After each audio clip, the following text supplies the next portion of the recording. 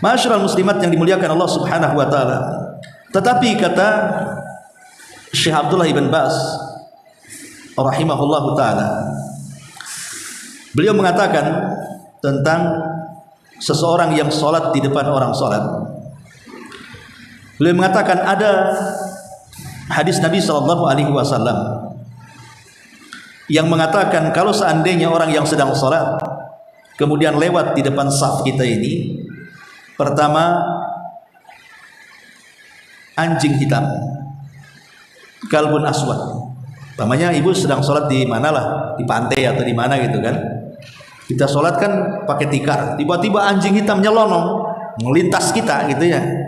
Bukan setelah sutra, tapi sebelum sutra, maka itu batal sholatnya. Ini yang pertama. Yang kedua himar, keledai. Keledai, kita sedang sholat, keledai lewat di depan kita, batal sholatnya. Kemudian yang ketiga imra'atun, wanita yang sudah balik. Wanita yang sudah balik, maksudnya kalau wanitanya belum balik lewat tidak batal sholatnya. Tapi kalau wanitanya seperti ibu-ibu udah balik, udah tua pun kan itu ya, lewat di depan orang sholat, berarti batal sholatnya. Jadi 3 perkara kalau lewat di depan orang sholat batal sholatnya: wanita yang sudah balik, keledai, dan anjing hitam. Ya.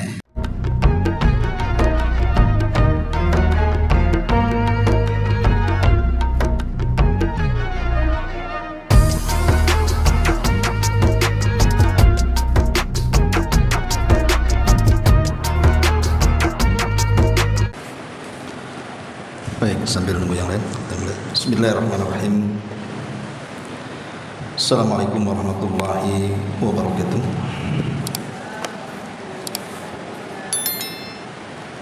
Alhamdulillah wassalatu wassalamu ala Rasulillah wa ala alihi wa sahbihi wa mawalah wa la hawla wa la quwata illa billahi wa ba'd. Baik, kita lanjutkan kajian kita, masih membahas kitab Umdatul Ahkam, dan kita masuk pada halaman ke-79 tentang lewat di depan orang yang sholat. Baik, kita baca hadisnya. An Abi Juhaimi Abdillah bin al-Harith bin Sammati al-Ansari radhiyallahu anhu qala qala Rasulullah sallallahu alaihi wasallam law ya'lamul marru baina yadayil musalli madza alaihi minal ithmi lakana an yakifa arba'ina khairan lahu min an yamurra baina yadayhi. Qala Abu Nadri la adri qala arba'ina yawman aw syahran aw sanatan. Dari Abu Juhaim Abdullah ibn al-Harith ibn Sammah al-Ansari, beliau berkata, Nabi SAW bersabda, sekiranya orang-orang yang lewat di depan orang yang sedang salat itu mengetahui dosa yang akan ditanggungnya, maka seandainya dia berhenti selama 40 itu lebih baik dibandingkan lewat di depan orang salat. Abu Nadar mengatakan, aku tidak mengetahui apa yang dimaksud 40 di sini. Apakah 40 hari, 40 bulan, ataukah 40 tahun? Kemudian dari hadis yang berikutnya, an Abi Sa'id al-Khudri radhiyallahu anhu qala sami'tu Rasulullah sallallahu alaihi wasallam yaqul idza shalla ahadukum ila syai'in yasturuhu minan nas fa arada ahadun an yajtaza baina yadayhi falyadfa'hu fa in aba falyuqatilhu fa innama huwa syaitan. Dari Abu Sa'id al-Khudri, beliau mengatakan bahwa dirinya mendengar Rasul bersabda, jika salah seorang di antara kalian mengerjakan salat menghadap kepada sesuatu yang bisa membatasinya alias sutra, lantas ada orang yang hendak lewat di depannya, maka hendaklah dia menolaknya dengan keras. karena orang yang lewat tersebut dia adalah syaitan.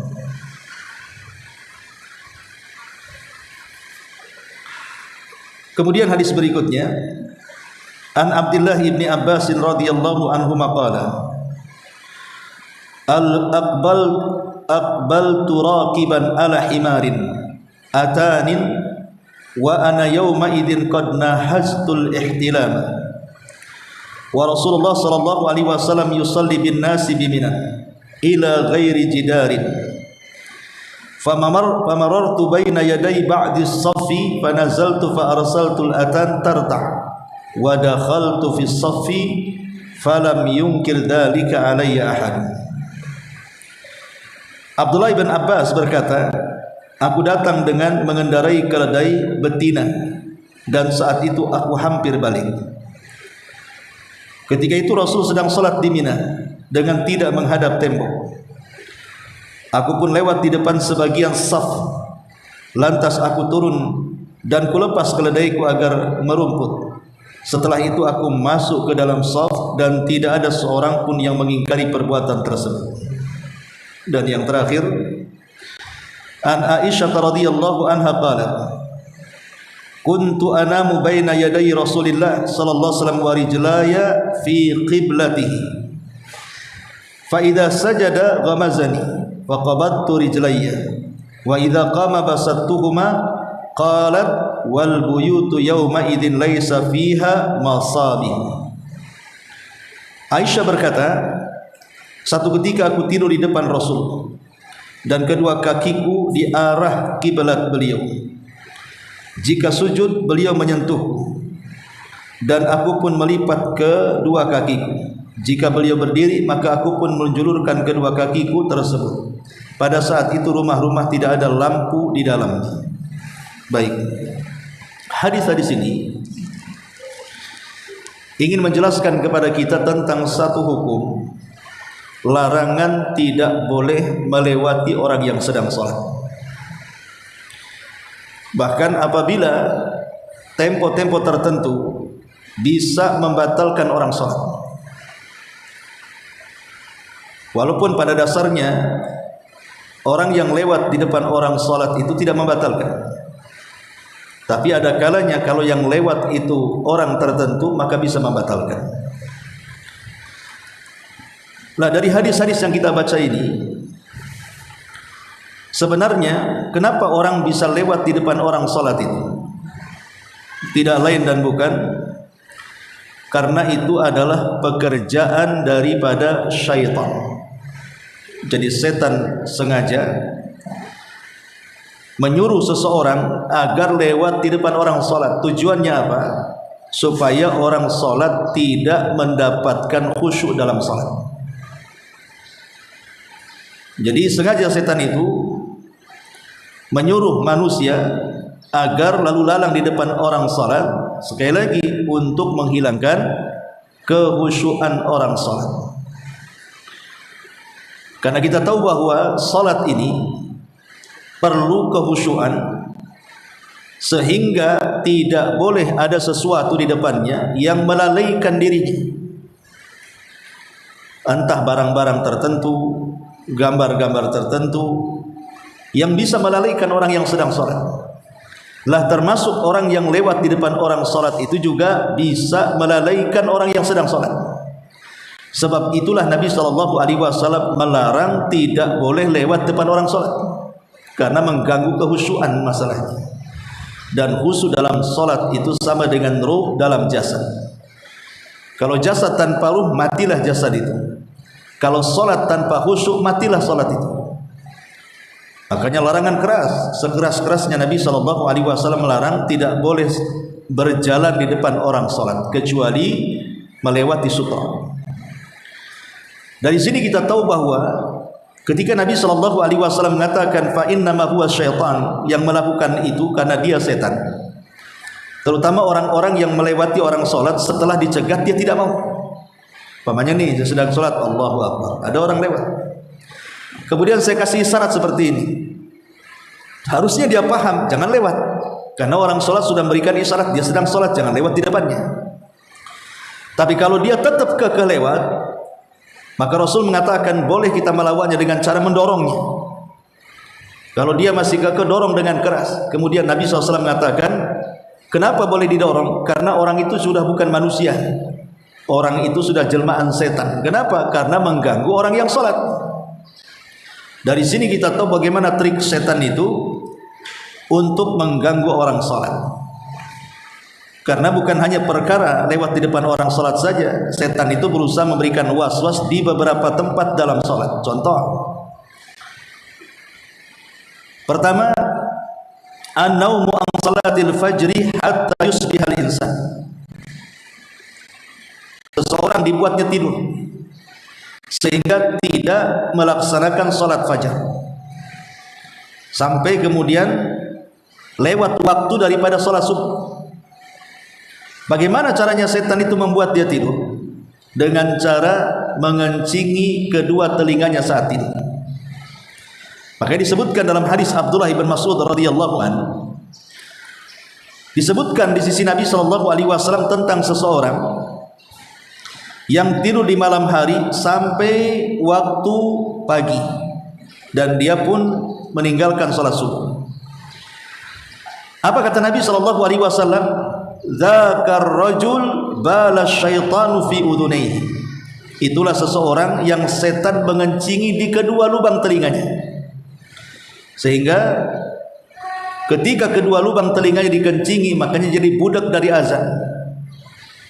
Dia terlena dengan tidurnya, lupa kalau ada panggilan hayya 'alas shalah, hayya 'alal falah. Ini trik setan bagaimana supaya manusia itu bermasalah dengan sholatnya. Yang pertama. Yang kedua, berusaha untuk dijauhkan dari jamaah. Disebutkan dalam hadis Abi Darda radhiyallahu anhu, Nabi mengatakan, ma min thalathin fi qaryatin wala badwin la tuqamu fihimus salat illa qad istahwadza alaihimus syaitan fa alaikum bil jamaah fa inna ma ya'kulu dhibul qasiyah. Tidaklah 3 orang dalam sebuah kampung ataupun tempat tidak didirikan padanya salat berjamaah kecuali setan akan mencengkeram mereka dengan was-wasnya.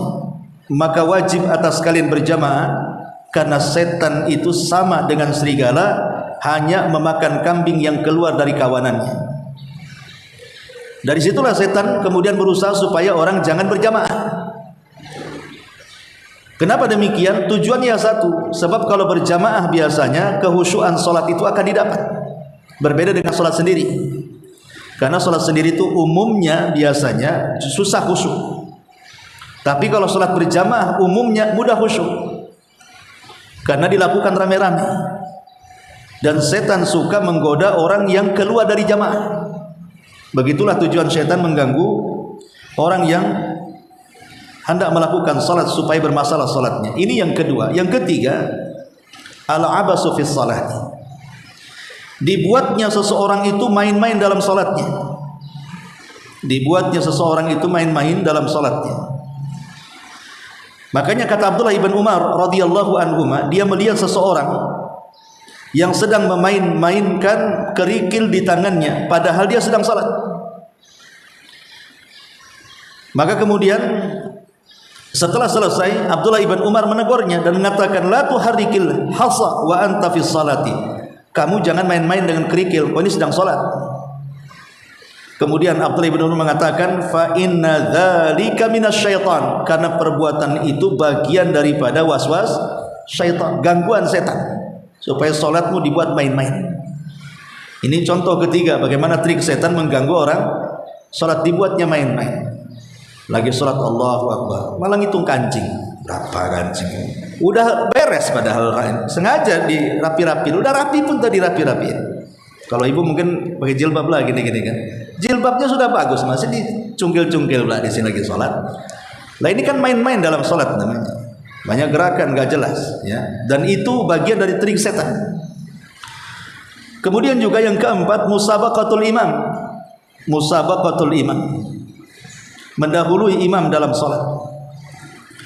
Nabi SAW mengatakan dalam hadis Abu Hurairah radhiyallahu anhu, alladzi yahfad wa yarfa qabla al-imam innama nasiyatuhu biyadi syaitanin. Orang yang merendah dan meninggi dalam salat itu kan artinya kadang merendah, ruku, sujud, kadang meninggi, berdiri gitu ya. Orang yang merendah dan meninggi dalam salat sebelum imam itu sama dengan tengkuknya ataupun ubun-ubunnya ada di tangan setan. Kata Rasul, orang yang suka mendahului imam maka hakikatnya ubun-ubunnya ada di tangan setan. Hadis ini dikeluarkan Imam Malik secara mauquf kepada sahabat Abi Hurairah radhiyallahu anhu. Lihat bagaimana Rasul mengatakan apa? Di ubun-ubunnya dikuasai setan. Berarti orang yang mendahulukan imam dalam gerakan itu bagian daripada trik setan untuk menggoda orang yang sedang sholat supaya sholatnya batal. Kemudian juga yang kelima, kathratul waswas fi sholati. Dibuatnya banyak waswas dalam sholat. Dibuatnya waswas dalam sholat. Dalam hadis Abi Sa'id Al-Khudri radhiyallahu an dijelaskan, idza shalla ahadukum fa atahu syaitan. Apabila salah seorang di antara kalian salat, maka setan akan datang kepadanya dan dia akan mengatakan, innaka qad ahdatsta. Kamu sudah batal wudu. Falyakul, maka katakan, kadzab, qad dusta. Illa ma wajada rihan bi anfihi aw sautan bi udhunihi. Kecuali kalau memang ada angin, maksudnya buang angin tercium baunya ataupun suaranya terdengar dengan telinganya. Jadi terkadang setan itu masuk ke perut kita ini, kemudian membuat bunyi-bunyi dalam perut itu. Kalau orang terkena waswas setan, dikiranya itu batal sholatnya, dikiranya itu buang angin, padahal itu suara perut. Makanya Nabi SAW mengatakan, jangan keluar sholatnya sampai betul-betul kau cium baunya atau kau dengar suaranya. Kalau tidak yakin kita keluar angin, ngapain kita batalkan sholat? Tapi setan akan datang berikan waswas, kau ini sudah keluar angin, kau batal, kau harus keluar dari sholat. Maka kalau seperti ini, Rasul mengatakan, kadzabta, katakan kepada setan, kau dusta, aku belum batal sholat. Nah ini contoh yang kelima, bagaimana trik setan menggoda anak Adam supaya bermasalah sholatnya. Kemudian yang keenam, wujud faraji bainas sufufi fi sholati. Renggang dalam mengatur saf. Ibu safnya di sini, nanti sebelah sana lagi gitu ya. Jadi tidak mau rapat tuh kakinya. Yang rapat bukan kaki sekarang, sejadahnya yang rapat tuh. Jadi yang merapatkan saf itu sejadahnya, bukan kakinya. Makanya di sini Nabi SAW mengatakan, suddul khalat, rapatkan barisan, kata Rasul. Isi yang kosong-kosong. Waliyabnu biyadi ikhwanikum wala tadaru furujati lisyaitan. Di sini hadis, di ujung hadis Rasul mengatakan, jangan kau tinggalkan ada celah untuk setan menerobos di situ. Dari sini menunjukkan bahwa orang yang suka merenggang-renggangkan saf itu ada gangguan setan tuh di situ. Sengaja memberikan celah setan melewati barisan itu untuk menggoda imam di depan. Nah ini salah satu trik setan juga yang keenam, dalam salat itu tidak dirapatkan. Kemudian yang nomor 7, al-iltifatu fi salati. Suka melihat dan menengok dalam salatnya. Dari hadis Ummul Mukminin Aisyah radhiyallahu anha, kata Aisyah, aku bertanya kepada Nabi SAW tentang hukum orang yang menengok dalam salat. Maksudnya tengok-tengok dalam sholat itu bukan sesuatu yang merupakan hajat sholat ya. Lain maksudnya hajat sholat itu seperti ini, Bu. Umpamanya ibu sholat di terminal atau di stasiun atau di tempat-tempat keramaian, ibu bawa tas ya. Jadi ketika sholat kan ibu letakkan tasnya sebelah sana supaya ketika sholat bisa kita lihat ya. Maka boleh sekali-kali dalam kondisi seperti ini kita melihat tas kita. Allahu Akbar, begini, tengoklah, oh masih ada gitu. Itu sekali-kali boleh, supaya maksudnya untuk menjaga barang. Karena ini kan tempat ramai, bisa saja pencopet maling datang kan itu. Dalam kondisi seperti ini ulama membolehkan. Tapi kalau tidak ada hajat yang mendorong untuk nengok-nengok, maka tidak boleh. Kata Nabi SAW ketika ditanya orang yang suka tengok-tengok dalam sholat itu, apa kata Rasul? Huwa ikhtilas yakhtalisuhu syaitan min salatil abdi. Itu adalah curian di mana setan mencuri dari seorang hamba. Apa yang dicurinya? Yang dicurinya adalah kehusyuannya. Setan sedang mencuri kehusyuan kita, sehingga dibuatnya kita tengok-tengok. Ya. Jadi kalau tidak ada hajat dan keperluan dalam posisi berdiri Allahu Akbar, ada dua pendapat. Pendapat yang pertama, lihat tempat sujud. Pendapat yang kedua, lihat depan. Jadi ada dua pendapat. Cuman lihat ke depan atau ke tempat sujud. Tidak boleh nengok ke sana kemari kalau tidak ada hajat dan kebutuhan. Makanya pentingnya kita juga kalau sholat berjamaah terutama, jangan memancing orang kemudian melihat kita sehingga kita menjadikan orang tidak khusyuk dengan kita. Contohnya ibu pakai baju yang baju itu tidak umum dipakai orang, atau mungkin di punggungnya ada tulisan, sehingga ketika orang sholat di belakang malah baca pula tulisan ibu, bukan baca Fatihah. Allahu Akbar, belum baca Fatihah udah baca tulisan yang di punggung ibu tuh. Ini kan membuat orang akhirnya tidak khusyuk. Atau mungkin ibu pakai jilbab yang aneh-aneh gitu ya, sehingga di belakangnya nengok orang ini jilbab apa ini. Akhirnya kan nengok malah mikirin jilbab orang. Lah hal-hal yang seperti ini juga bagian daripada ikhtilas, curian daripada curian-curian setan. Dan yang kedelapan, yang terakhir tentunya juga masalah bab yang kita kaji ini. Di antara salah satu trik setan supaya menggoda orang sholat, sengaja dibuatnya orang lewat di depan orang sholat supaya orang sholat tidak khusyuk. Makanya dengan tegas di sini Nabi SAW melarangan keras, tidak boleh lewat di depan orang sholat. Kata Nabi SAW, "Lau ya'lamul marru baina yadil musallin." Kalau seandainya orang yang lewat di depan orang sholat itu tahu, apa yang dimaksud tahu di sini? Para ulama mengatakan maksud kalimat tahu, lau ya'lamul mar, kalau seandainya orang yang sholat itu tahu. Ulama mengatakan yang dimaksud kalimat tahu di sini adalah minal ithmi, dari dosa. Jadi kalau seandainya orang yang lewat di depan orang yang sholat itu tahu betapa besarnya dosa orang yang lewat di situ, lakana an yakifa arba'ina khairan lahu min an yamurra baina yadayhi. Tentu berdiri diam saja tidak berjalan itu jauh lebih baik dibandingkan harus lewat di depan orang sholat. Walaupun berdirinya itu sampai 40, mungkin 40 hari, mungkin 40 bulan atau 40 tahun. 40 hari saja capek lah itu berdiri itu. Ya. Artinya di sini apa? Ada al-wa'id asyadid. Ulama mengatakan di sini ada ancaman keras. Ancaman keras dari Nabi sallallahu alaihi wasallam tentang bahayanya orang yang melewati orang yang sholat. Karena ada ancaman, berarti perbuatan ini bukan perbuatan biasa, tapi perbuatan yang diharamkan. Haram hukumnya. Ibu tahu ada orang sholat, malah lewat di depannya, haram.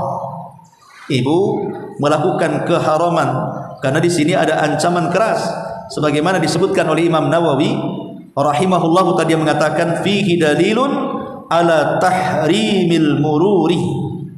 Di sini terdapat dalil haramnya orang yang berjalan di depan orang yang salat. Alasannya kenapa? Karena ada an-nahyul aqid wal wa'idus syadid. Karena di sini ada larangan keras dan ancaman yang sangat keras. Dan itu juga semakna dengan beberapa pendapat para ulama selain Imam Nawawi rahimahullahu taala menghukumi bahwa berjalan di depan orang salat haram, seperti yang diketik oleh Al-Hafidz Ibnu Hajar dan ulama-ulama yang lainnya. Ma'asyiral muslimat yang dimuliakan Allah Subhanahu wa taala. Kemudian hadis yang berikutnya tentang orang yang lewat di depan orang yang salat. Rasul mengatakan, "Idza shalla ahadukum ila syai'in yasturuhu minan nas." Jika salah seorang di antara kalian mengerjakan salat menghadap kepada sesuatu yang bisa membatasinya. Maksudnya kalau salat itu, Bu, kalau memang tidak ada tiang begini, ya, maka ibu pandai-pandailah cari benda, taruh di depan. Ya. Supaya apa? Supaya antara kita dengan orang yang lewat itu tidak bermasalah. Kalau dia lewat, umpamanya ini saya sholat di sini, anggaplah bendanya di sini. Kalau orang lewat di sini tidak ada masalah. Kenapa? Karena saya sudah membatasi dengan ini, sutroh namanya. Tapi kalau dia lewat di sini di tengah-tengah antara saya dan sutroh, lah ini yang bermasalah. Itulah kata Nabi Shallallahu Alaihi Wasallam, falyadfa'hu, tahan dia. Kalau dia tak mau, falyuqatil, dorong dia. Kalau qadarullah, didorong tiba-tiba jatuh, kemudian kepalanya terbentur, kemudian mati, Bu, ini bukan salah ibu, tidak ada qisas. Ya tentu dengan keyakinan ibu tidak ada maksud membunuhnya gitu ya. Cuman ibu hanya berusaha nahan begini ya. Kalau dia masih juga, ya dorong saja. Qadarullah, dorong sebentar, rupanya kepeleset. Entah ada baju pisang di situ kepeleset ya. Akhirnya kebentur, mati pula orangnya. Maka ulama mengatakan kalau sampai kecelakaan seperti itu, maka tidak ada qisas di sini. Kenapa demikian? Alasannya, fa innama huwa syaitan, karena dia dianggap setan. Kalimat syaitan dalam hadis ini ya, ulama mengatakan yang dimaksud as-syaitan menggunakan alif lam lil istighraq, artinya menggunakan umum. Maka setan di sini mencakup al-insu wal jin. Setan di sini maksudnya apa? Mencakup setan dari kalangan manusia dan setan dari kalangan jin. Jadi kenapa orang yang lewat itu dikatakan setan? Orang kayak gini setan nih kan? Karena setan itu terbagi dua, ada dari kalangan jin, ada dari kalangan manusia. Lah yang ini dari kalangan manusia nih, yang lewat tadi itu dianggap setan. Tapi kalau habis sholat jangan terus disetan-setani kan itu. Itu setan itu. Kenapa? Dia selalu tuh kalau saya lagi sholat lewat di depan saya. Bukan maksudnya dia memiliki akhlak setan, sifat setan. Ya namanya bukan, tetap manusia. Cuman dalam hal ini dia tiba-tiba jadi setan, kesurupan bahasanya ya. Makanya kita harus menahannya, karena itu bisa membuat kita ini akhirnya kehilangan kekhusyuannya. Ma'asyiral muslimat yang dimuliakan Allah Subhanahu wa taala. Ada beberapa perkataan para ulama seperti yang dikatakan Al-Qadhi Iyad rahimahullahu taala.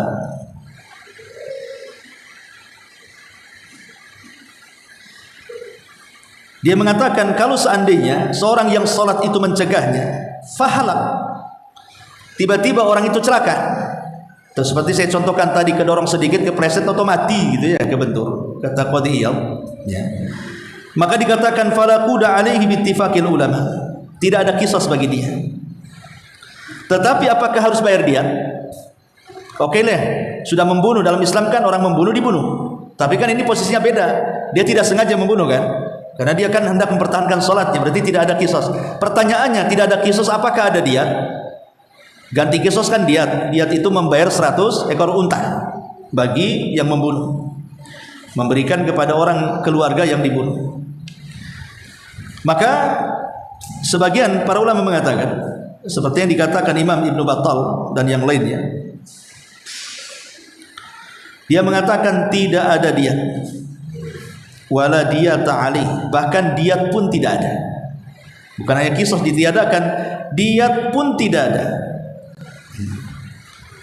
Artinya kalau memang dia terus-terusan melawan, kalau dia sudah tidak melawan, memang didorong kan, akhirnya dia jalan ke belakang, kita masih dorong juga, itu udah gimana, orang udah nyerah kok masih didorong, kemudian mati, ya lain ceritanya ya. Ini dia maksa, tak sengaja kita dorong kemudian sampai terjadi kecelakaan. Itu yang dimaksud tidak ada dia. Baik, ma'asyiral muslimat yang dimuliakan Allah Subhanahu wa taala. Kemudian hadis berikutnya, hadis yang ke-114-nya. Hadis tentang Ibnu Abbas yang lewat di depan orang sholat. Lah sekarang bagaimana dengan hadis sebelumnya yang melarang? Kok hadis yang ke-114 ini malah Rasul tidak menegur Ibnu Abbas ketika lewat di depan orang sholat? Disinilah ulama membedakan antara lewat di depan orang sholat berjamaah dengan lewat di depan orang sholat yang sendirian atau di depan imam. Para ulama mengatakan kalau lewat di depan orang sholat dan sedang berjamaah itu tidak mengapa, tidak ada masalah. Contoh nih, ibu sholat maghrib jamaah di sini, di belakang ada 4 saf gitu ya. Kemudian ibu paling depan safnya, batal wudunya. Sementara pintunya di sana bukan di belakang. Kalau di belakang kan nerobos. Kalau pintunya di sana, ya kita jalan ke sana. Sementara jalan ke sana itu harus melewati orang salat. Dalam fikih tidak ada masalah. Lewat di depan orang yang sedang salat jamaah tidak masalah. Yang dilarang lewat di depan orang salat berjamaah itu kalau lewat di depan imam. Tapi kalau di belakang imam terserah. Karena itu pernah dilakukan Nabi sallallahu alaihi wasallam saat sakit, ketika itu yang menjadi imam Abu Bakar Siddiq radhiyallahu anhu. Tiba-tiba Rasul muncul dari pintu kamar Aisyah. Abu Bakar tidak nyadar kalau Rasul lewat. Akhirnya para sahabat menepuk-nepuk seperti ini. Maksudnya memberitahu Abu Bakar bahwa Rasul sedang mengarah ke dirinya. Tapi enggak ngeh juga Abu Bakar. Sampai makin tepukannya makin keras, baru Abu Bakar sadar. Dia tengok Rasul menghadap ke dirinya, maka Abu Bakar mundur. Kemudian Rasul menggantikan posisi jadi imam. Abu Bakar mengikuti salat Rasulullah dan makmum mengikuti salat Abu Bakar. Syahidnya di sini apa? Rasul lewat, sedang salat jamaah itu. Dari sini boleh seseorang itu lewat di depan orang salat berjamaah dan tidak masuk pada hadis tentang mencegat orang yang lewat di depan orang salat. Jadi larangan tentang lewat di depan orang salat itu pada dua hal. Pertama, bagi yang salat sendirian. Yang kedua, lewat di depan imam. Itu yang tidak boleh. Adapun salat berjamaah maka dibolehkan. Terjadi perselisihan ulama, bagaimana kalau seandainya di Masjidil Haram di Mekah. Di Masjidil Haram ini manusia sebanyak itu. Ada yang sholat sendiri di sana, di sini, di sini. Sementara kita kebelet kencing, kebelet apa, mau keluar, mau apa kan? Lah terjadi khilaf di antara ulama. Ada yang mengatakan boleh kita melewati orang sholat walaupun dia tidak sedang jamaah kalau posisinya di Masjidil Haram. Kenapa? Karena saking banyaknya manusia dianggap darurat.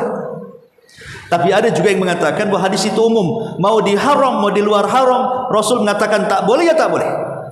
Jadi ada dua pendapat tentang masalah salat melewati orang salat di Mekah atau di Masjidil Haram. Ma'asyiral muslimat yang dimuliakan Allah Azza wa Jalla. Adapun hadis yang terakhir, hadis Aisyah radhiyallahu anha. Hadis Aisyah ini dia tidak lewat. Dia sedang tidur. Rasul salat karena rumah Rasul itu kan sempit Ibu ya. Dan memang rumah Nabi tidak layak disebut al-bait. Bait itu artinya rumah dalam bahasa Arab. Lebih cocok dibilang kamar atau dalam bahasa disebut gurfah. Jadi rumah Rasul itu belum cocok disebut al-baitu, cocoknya disebut al-gurfatu. Bait itu rumah besar, kalau gurfah itu kamar kecil. Lah Nabi Shallallahu Alaihi Wasallam itu memberikan tempat tinggal kepada istri-istrinya bukan berupa rumah, tapi hujrah. Hujrah itu kamar. Makanya dalam Quran ada namanya surat Al-Hujurat. Ada surah namanya Al-Hujurat, surat Al-Hujurat. Apa artinya Al-Hujurat itu? Artinya kamar-kamar. Apa yang dimaksud dengan kamar-kamar? Maksudnya tempat tinggal Nabi Sallallahu Alaihi Wasallam. Kalau bahasa kitanya kos-kosan. Tuh kos-kosan Bu? Nah itulah kos-kosan. Ya, kamarnya apa namanya? Kamarnya cuma satu, kemudian disekat-sekat di dalamnya. Makanya kamar Rasul itu sempit sekali. Sampai-sampai Nabi SAW kalau sholat, ya, kalau Rasul berdiri, maka Aisyah melonjorkan kakinya. Kalau Rasul hendak sujud, otomatis kan kena kakinya. Kemudian kakinya Aisyah dilipatkan. Jadi setiap sholat begitu saja Bu. Karena memang kecil kamarnya. Menunjukkan apa? Kesederhanaan Nabi Shallallahu Alaihi Wasallam. Rumahnya kecil sehingga tidurnya Aisyah saja harus seperti itu. Lah kenapa kemudian Nabi SAW tidak menghalau Aisyah radhiyallahu anha padahal jelas kakinya melintang saat dia berdiri ketika sholat kan? Karena posisi Aisyah bukan sedang berjalan, dia sedang tidur. Dan sholat di depan orang tidur beda dengan sholat dengan orang berjalan di depan kita hukumnya. Makanya tidak termasuk dalam kategori larangan tentang orang yang sholat di depan berjalan di depan orang yang sholat. Ma'asyiral muslimat yang dimuliakan Allah Subhanahu wa taala. Tetapi kata Syekh Abdullah ibn Baz rahimahullahu taala, beliau mengatakan tentang seseorang yang sholat di depan orang sholat. Beliau mengatakan ada hadis Nabi sallallahu alaihi wasallam yang mengatakan kalau seandainya orang yang sedang sholat kemudian lewat di depan saf kita ini, pertama anjing hitam, kalbun aswad. Namanya ibu sedang sholat di mana lah, di pantai atau di mana gitu kan. Kita sholat kan pakai tikar, tiba-tiba anjing hitam nyelonong melintas kita gitu ya. Bukan setelah sutra, tapi sebelum sutra, maka itu batal sholatnya. Ini yang pertama. Yang kedua, himar, keledai. Keledai, kita sedang sholat, keledai lewat di depan kita, batal sholatnya. Kemudian yang ketiga, imra'atun, wanita yang sudah balik. Wanita yang sudah balik, maksudnya kalau wanitanya belum balik lewat tidak batal sholatnya. Tapi kalau wanitanya seperti ibu-ibu, udah balik, udah tua pun kan itu ya, lewat di depan orang sholat, berarti batal sholatnya. Jadi 3 perkara kalau lewat di depan orang sholat, batal sholatnya. Wanita yang sudah balik, keledai, dan anjing hitam. Tetapi selain 3 ini tidak. Berarti kalau perempuan mengeluarkan laki-laki, jadi kalau laki-laki lewat tidak batal kan itu ya. Berarti yang batal itu kan yang lewat perempuan. Jadi itu pada dasarnya kata Syekh bin Baz rahimahullah taala, hukumnya kalau yang lewat 3 perkara ini, wanita, keledai, dan anjing hitam, maka membatalkan sholat berdasarkan hadis Nabi Shallallahu Alaihi Wasallam. Adapun selain daripada 3 perkara ini, maka tidak membatalkan sholat seperti anak kecil. Kan biasa ibu lagi sholat nih, ya lagi sholat sunnah sendiri, tahu-tahu anak nakal, namanya anak nakal lari-lari, tahu-tahu lewat di depan kita kan, maka tidak membatalkan sholat walaupun dia wanita karena belum balik. Ini juga diantara faedah daripada hadis yang terakhir dari bab tentang lewat di depan orang sholat. Baik, sampai di sini saja keterangannya, singkat-singkat saja sebelum saya tutup. Silakan kalau ada yang bertanya.